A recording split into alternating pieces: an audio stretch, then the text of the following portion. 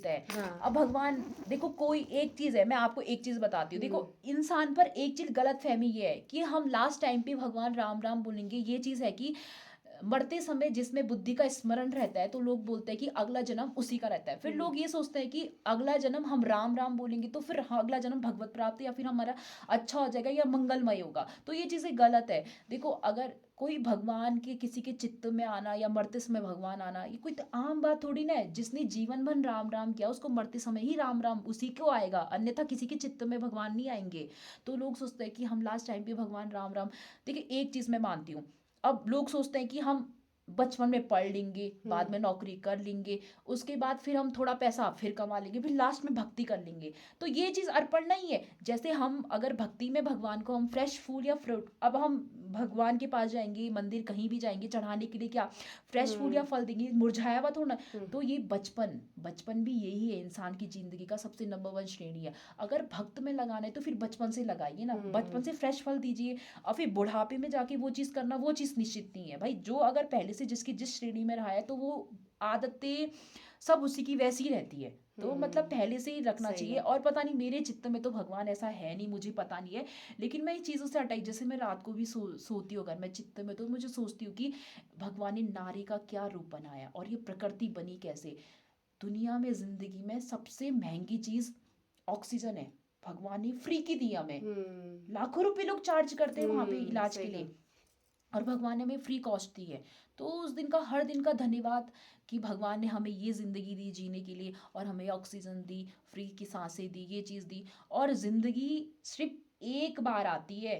ज़िंदगी एक बार नहीं, ज़िंदगी हर दिन नया सवेरा, हर दिन नई उम्मीद, हर दिन नई अपॉर्चुनिटी लेके आती है ज़िंदगी। मैं तो यही बोलूँगी। देखो, आज है भगवान अपनी भक्त की परीक्षा इसीलिए लेता है कि वो बाजार से आप और मैं ही जाएंगे 50 रुपए का टमाटर लेने के लिए भी अलट पलट के देखिए, अभी सड़ा है, ये नहीं, ये टूटा है ये। तो भगवान भक्त का भी वही होता है, नंबर वन। वो सोचता है कि अभी मेरा भक्त थोड़ा कमजोर है, ले उसे ठोक पीट कर और मैं अच्छा बनाता हूँ, इसीलिए वो परीक्षा लेता है। कभी कभी भी अकृपा भी कृपा होती है। तो भगवान जी की दया सबसे बड़ी चीज नहीं, कृपा कृपा। अब दया उस पे करता है। देखो, भगवान जी एक को खुशी खुशी दे रहा है, तो मतलब भगवान जी की नजरों में वो है ही नहीं ना, वो तो क्लासरूम के बाहर है, बाहर है। तो मतलब हमारी परीक्षा ले, तो हम भगवान जी के क्लासरूम में है, तो हमारी परीक्षा ले रहे हैं। हाँ, अब वो उसे निर्णय उनका है कि हम पास या फेल सब उन्हीं का है ना, ऊपर जाके। और भगवान जी ने सबको छुट्टी दे रखी है मेरे हिसाब से। किसी को 60 साल की, किसी को 40, किसी को 30, किसी को 20, किसी को 10, किसी को 100, किसी को 80 छुट्टी दे रखी है कि तुम अच्छे कर्म करो, दया करो, सब चीज करो, बाकी रिजल्ट वो ऊपर वाला वहीं जाके देंगे। मेरे हिसाब से तो भगवान जी ने इसीलिए भेजा है। अब देखो, कोई लोग समझते हैं कि हमारा जन्म क्यों हुआ, क्या हुआ, हम पैसा कमाए।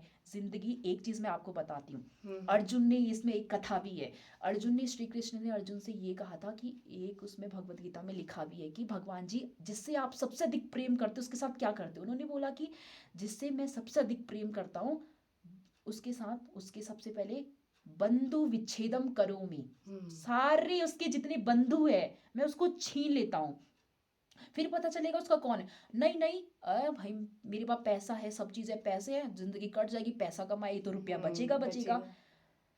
फिर उसमें भी एक वो है, अहम अहम ततस्य धनम विच्छेदम, कुछ ऐसे है कि मैं उसके सारे धन भी छीन लेता हूँ।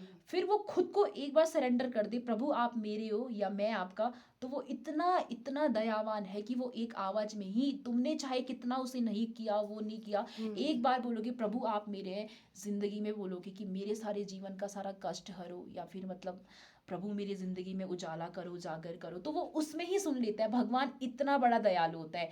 एक आवाज बोलोगे तो वो एक चीज है, भगवान से कुछ कुछ मांगोगे तो वो कुछ कुछ देगा, बहुत कुछ मांगोगे तो बहुत कुछ देगा, और कुछ नहीं मांगोगे वो स्वयं खुद को सौंप देगा। अब वो खुद को सौंपना वो सबसे बड़ी कृपा होती है।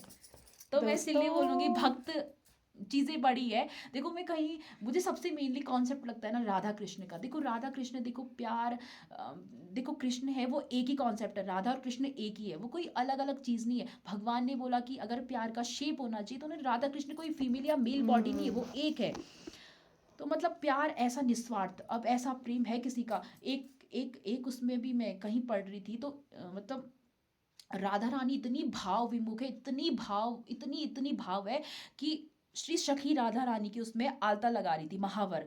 अब उन्होंने बोला हम अपनी राधा रानी की उसमें आलता महावर लगा रहे हैं, तो हमें उनके चरण देखने पड़ेंगे, चरण। अब उन्होंने एक में आलता लगा, एक में, उतनी वो रो रो के अश्रु हो गई वो सखी, तो रोने लग गई। तो उन्होंने बोला राधा रानी के इसमें तो पैर दिख ही नहीं रहे। अब भाई क्यों, आलते का रंग तो रेड होता है, महावर तो लाल होता है, वो तो दिखता है। नहीं, हमारे राधा रानी का हृदय और वो भी लाल है, मतलब हमारी राधा रानी। फिर उन्होंने ऐसे एक चरण यहाँ पे रखे, एक चरण यहाँ पे रखे। उन्होंने बोला कि जिस जिस पैर का सबसे अधिक वजन होगा तो वो उसमें आलता लगागा। मतलब हमारी राधा रानी इतनी भाव में इतनी हल्की है कि उनमें आलते का वजन भी लग जाता है। ये चीज है, ये भक्त, ये है रियल में ऐसा है कि मतलब राधा रानी मतलब इतनी इतनी वो है कि बहुत ज्यादा, मतलब इतनी भाव वो है कि उनपे मतलब आलती का मतलब वजन भी चढ़ जाता है। बताओ कैसा वजन होता होगा, आलती का वजन भी चढ़ जाता है महावर का। ये चीज, ये मतलब ये कहीं है, कथा है।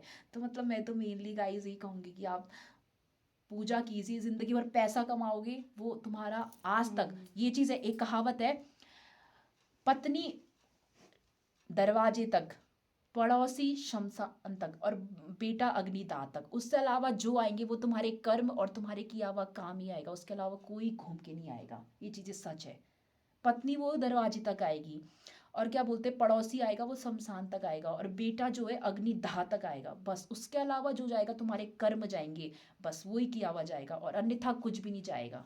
ये चीजें है बहुत, मतलब भाव मतलब होना मेरी चाहिए। राधा रानी, मेरी प्यार, ज्ञान की पोटली। तो दोस्तों प्यार। मैं आपको बता देती हूँ, मैंने फोन यहाँ पर रख दिया था, इससे मैंने ऐसे पूछा, मैंने कहा चल, अभी हम बाजार से आ रहे थे, मैंने कहा चल तू भी चल, और ये बहुत ज्ञान और ध्यान की बातें नहीं, करती ज्ञान है। और ध्यान नहीं। नहीं, फिर मैंने कहा जो भी है मैं तो सुनती हूँ, मैंने चुपचाप से फोन यहाँ पर लगा, इसको पता नहीं था लेकिन यहाँ पर लगा रखा है आंटी मैंने वहां किचन में कॉफी बना रही, मैं यहाँ। मैं किचन में कॉफी बना रही थी इसके लिए दोस्तों। तो बहुत अच्छी बिटिया रानी है, बहुत ज्ञानी और ध्यानी है, और बहुत अच्छा लगा मुझे। नहीं, ज्ञान माँ और ध्यान भगवती तो नहीं राधा है। रानी की कृपा हमेशा तेरे पे बनी रहे बाबू, ऐसे ज्ञान हमें बांटते रहे।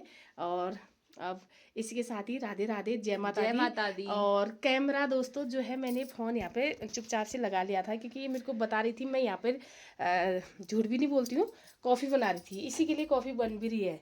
तो आपको कविता के प्यारे प्यारे से सुरीली सुरीली आवाज़ में जो इन्होंने अपने मुखार बिंदु से जो जो भी अमृत वाणी बरसाई, मैं इसके बोलती लिए ना, फ्लो राधे फ्लो में राधे। निकल जाता है, फिर सब चीजें निकल जाती है, फ्लो में एक निकालते फिर सब चीजें धीरे धीरे निकल बहुत अच्छा जाती लगा है। मुझे, बहुत अच्छा लगा, बहुत अच्छा नहीं, लगा। और होना मेरे चाहिए। दोस्तों को भी, जो भी मेरे सब्सक्राइबर है, जो भी वीडियो देखते हैं, उनको भी आशा करती हूँ बहुत अच्छा लगा होगा। राधे राधे, जय माता दी जरूर लिख दीजिए।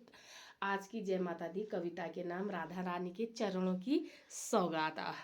राधे राधे, राधे राधे, राधे राधे, जय माता दी, जय माता दी, जय माँ ज्वाला। जय हमेशा माँ। कृपा बनी रहे मेरे पे भी, और आप पे, सब पे कृपा बनी रही है। कर अच्छा होगा, हमेशा अच्छा होगा। ये चीजें तो हमेशा है, भक्ति भी यही चीज है। इसीलिए मैं तो ये कहूंगी गाइस, जब भी आप सोते हो तो प्रभु का स्मरण करके जो उठो, तो तभी भी प्रभु का स्मरण करिए। फिर देखिए, जिंदगी ऐसी लगती है ना, कभी जिंदगी में किसी चीज से निराश होना ही नहीं चाहिए गाइस।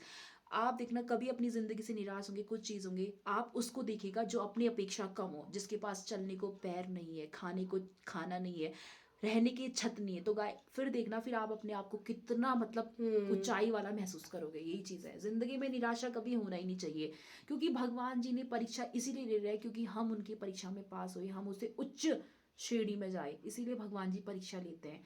ना कि वो नहीं कि भगवान जी हमें पसंद नहीं करते तो हमारी परीक्षा लेते, ये चीज की कॉन्सेप्ट नहीं है।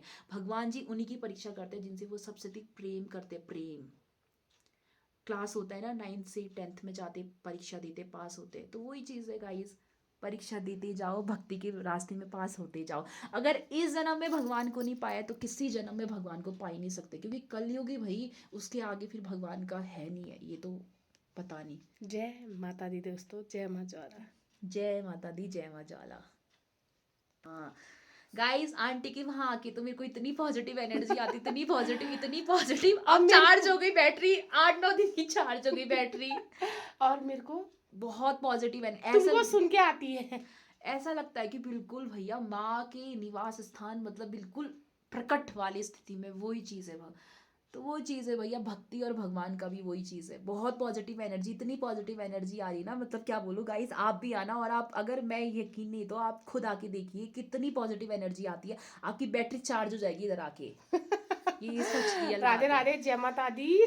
सुप्रभात, शुभ शुभ रात्रि। रात्रि, शुभ रात्रि, शुभ गुड रात्रि। नाइट। जय माँ ज्वाला। जय माता दी, जय